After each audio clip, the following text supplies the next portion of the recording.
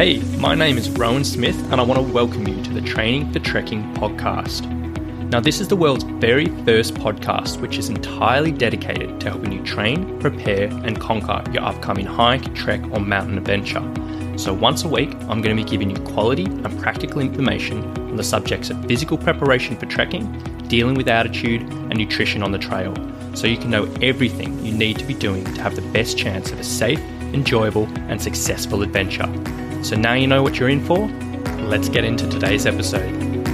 Okay, hello guys. So today we are talking about the best gym machine exercises for hikers. And specifically what we're going to be going into is I'm going to be diving into a few of the machine-based exercises that I quite like for hikers if you are in a gym, and also a few of the machine-based exercises that I typically don't really like for hikers and what I think you should probably not be doing or potentially find another alternative.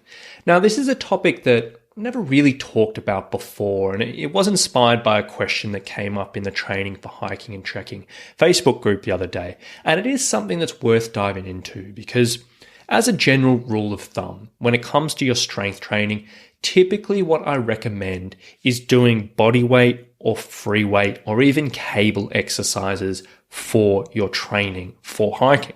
Now, the reason behind this is, if you haven't sort of heard about this before, is basically when we're in machines and when we're sort of doing something like a chest press or a pull down on a machine in a gym, yes, you can work certain muscles, but because the machines tend to be set in a certain plane of motion, they're very, very stable. They don't have a lot going on.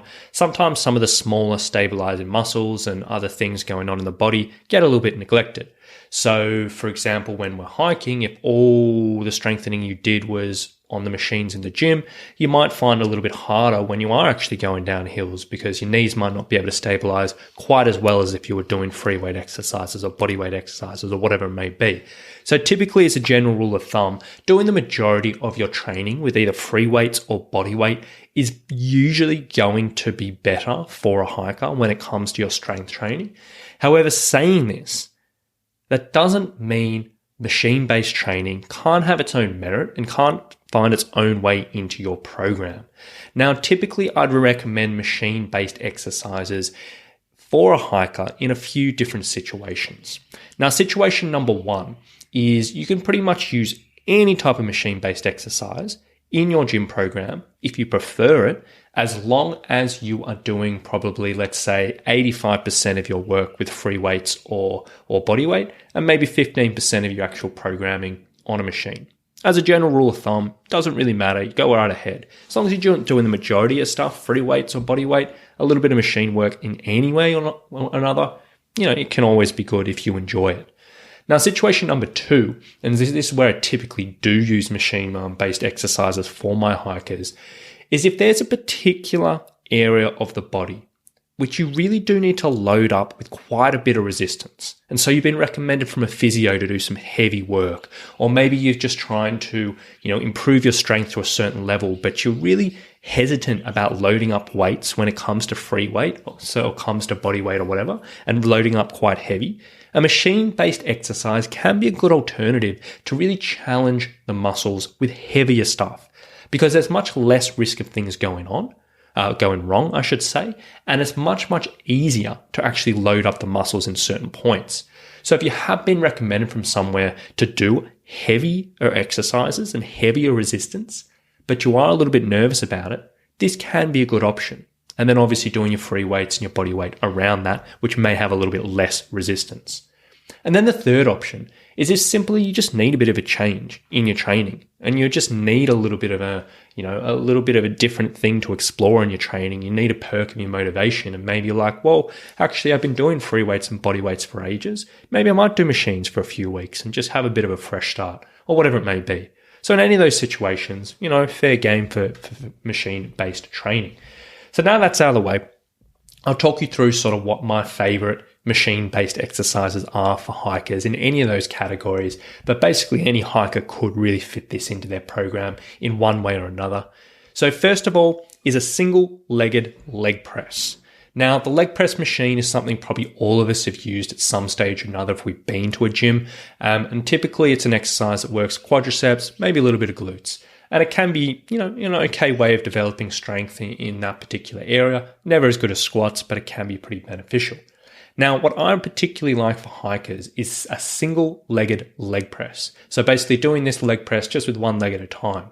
Now, what this does is it just adds a little bit extra challenge to this movement, adds a little bit extra contribution from the glutes, and it can be a really, really great addition into someone's program, particularly if you get uncomfortable doing something like a lunge or a split squat, and you're doing, say, squats in the gym or whatever may be with two legs. Doing a single-legged leg press as instead of a lunge can be a really, really good option.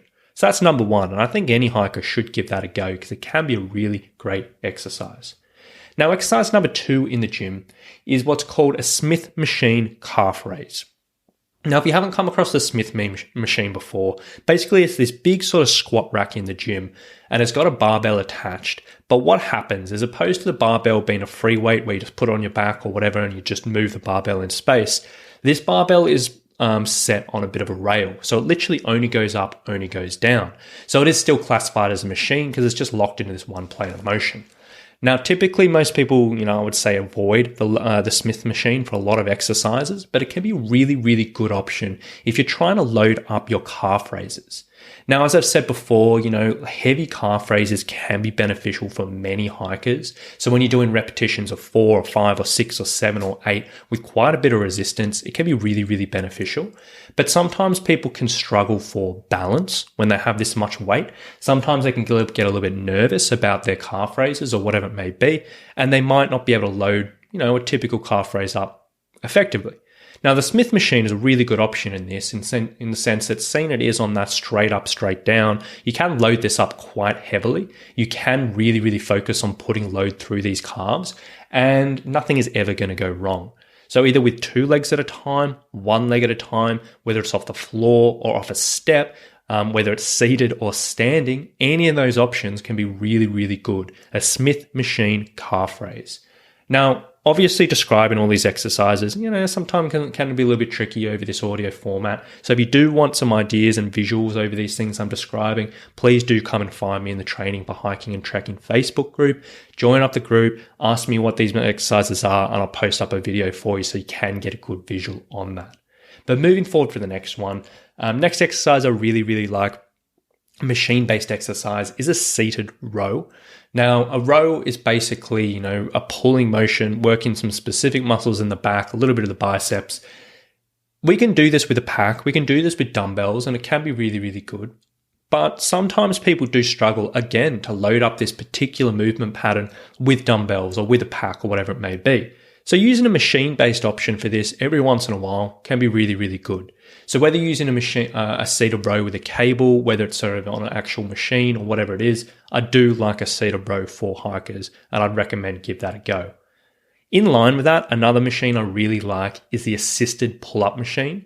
Now, pull-ups themselves are absolutely amazing, and if you can do pull-ups, definitely put them into your strength program as a hiker. However, saying that, obviously pull-ups are pretty tough exercises. So a great alternative to this, if you are in the gym and you do have access to this, is the assisted pull-up machine, which is essentially you doing exactly the same motion as a pull-up, but you have a little bit of a counterweight and it takes some body weight off you. Now, whether you do a wide grip or a close grip or overhand or underhand, it doesn't really matter for yourself. But as a hiker, an assisted pull-up can be a really, really good option for strengthening up the back, getting yourself ready for a heavy pack, and it can be a really good bang for your buck exercise. And that's another one I really like. Another 2 more machines I do quite like is another one is a seated calf raise. So we talked about doing calf raises on the Smith machine. A seated calf raise is a great great machine which you can use to load up the soleus, which is a little bit deeper calf muscle. So often I talk about in this podcast about doing bent leg calf raises, which target this particular area. Again, with bent leg calf raises, they're great, but sometimes they can be difficult to load up heavy. With a seated calf raise machine, it's literally the easiest thing in the world to load this up heavy. You can sit on the machine, do 5, 6, 7, 8 reps, 10 reps heavy, whatever you're doing, but it is a good option for this particular movement, and I do like it. And then the final one is something that I wouldn't recommend to all hikers, but it can be an okay option, is the leg curl machine, which is specifically working the hamstrings. Now, it might sound a little bit weird, but I do like this purely for the fact that it can target the hamstrings in a very, very particular way, which is often neglected by a lot of hikers. Now, typically we do things like single leg deadlifts or deadlifts, or we might do things like Swiss ball hamstring curls or slider hamstring curls. And these are the really, really good hamstring exercises for hikers. But for whatever reason, particularly for the Swiss ball hamstring curl or slider hamstring curl, sometimes that can be very, very difficult for some people. And if that is inaccessible for you and you can't actually do this particular movement and you can't fit it in anywhere, a leg curl can be a good option. For if you can't actually do those other hamstring exercises, it can be a good way of fitting everything in. So they're typically my favorite gym machine-based exercises for hikers. So the single-legged leg press, the Smith machine calf raise, the seated row, the assisted pull-up, the seated calf raise, and the leg curl. Now, before I wrap things up, I'll talk you through a few exercises that I typically don't recommend for hikers when it comes to machine-based exercises. If I don't, a few that I'd say probably find a different alternative. Now, first one on this is the leg extension machine. So this is a machine probably all of us have used, specifically working the quadriceps. In all honesty, there's so many easier and better ways of working the quadriceps that's going to be relevant for hikers. Yes, you can get a good burn on this particular exercise, but in all honesty, I think you should just do a squat, just do a lunge, just do a single-legged leg press or whatever it may be. The leg extension machine, for most people, I'd say, unless you specifically ask for to do it by the physio or something, probably not for you. In line with that, pretty similar, is the Smith machine, specifically using the Smith machine for squats. Not a great exercise for that, not a great machine for that type of movement. If you're going to do squats, just do a goblet squat or a back squat or something with a free weight. If you struggle with the free weights and you want to work your quads, maybe do your single-legged leg press or just a normal leg press. But Smith machine squats, not so good. And the final one is doing the adduction or abduction machine, which is sort of where you either push your legs out, push your knees out, or you pull your knees in. So it's either working the outsides of the legs or the insides of the legs. You can get a good burn on these machines, and a lot of people do enjoy them, but I think there's much better ways of working these areas. For the outside of the legs, doing things like clams or doing things like leg raises or any body weight banded exercises on that is going to be better. For doing the insides of the legs, just doing something like a med ball squeeze where you hold a medicine ball between your knees and just squeeze really, really tight for 10 seconds and repeat that 3 or 4 times. I think personally it's going to be much, much better than using a machine like that. Now, any machines I haven't mentioned today, it probably means I'm indifferent. So if you like them, use them. If you don't like them, don't use them. It's not like something you have to avoid. It's not like something you have to include. So if I haven't mentioned something that you've been doing, it just means I'm indifferent. It might work, it might not, but it's not something I love, not something I particularly hate. So as I said at the start of the episode, machine-based strength exercises, they're not the most typical thing a hiker would use, but I know a lot of people enjoy them. And in particular situations, they can be very, very beneficial. So hopefully today's given you a bit of an insight into, what you may consider including if you are in the gym and you have access to things like this, or if you wanted to mix up your training a little bit or whatever it may be.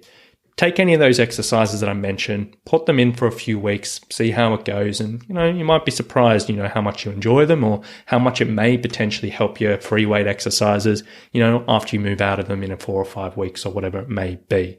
Now, as I said before, if you have listened to any of these exercises and you're like, oh, Rowan, what is that? What does that look like? I'm not 100% sure. Come and join me in the Training for Hiking and Trekking Facebook group. Join up that group, post up whatever the question was. I'll share some videos and you can check it out there. So I'm always happy to expand on these episodes in that group. And it is a really, really great resource for any hiker who is interested in their training. So if you want to join that, the Training for Hiking and Trekking Facebook group, I'll leave a link in the show notes below. But either way, thank you very much for listening today. I do hope you've gotten some value out of it. I do hope you've enjoyed it. Thank you very much for listening, and we'll talk to you very soon. Bye.